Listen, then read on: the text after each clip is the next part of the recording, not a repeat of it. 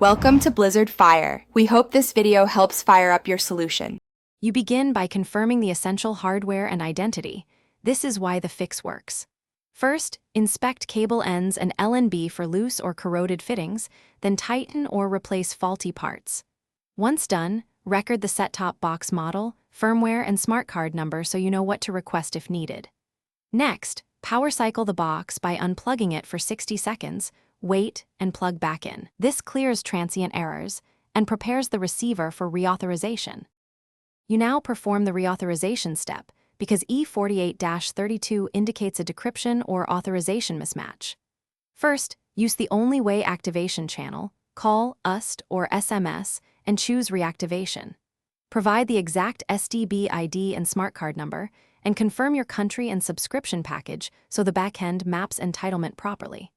After sending the request, keep the satellite box powered on and tuned to a channel. The provider will push a refresh.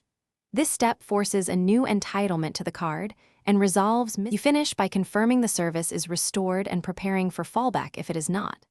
After the refresh, check multiple encrypted channels to verify decryption. Note any fresh error codes. If E48-32 persists, power down, remove and reseat the smart card, then repeat the reauthorization once more. Sometimes the card needs a clean contact. If still unresolved, contact the provider with SDB ID, smart card number, timestamps, and a short description of steps you took.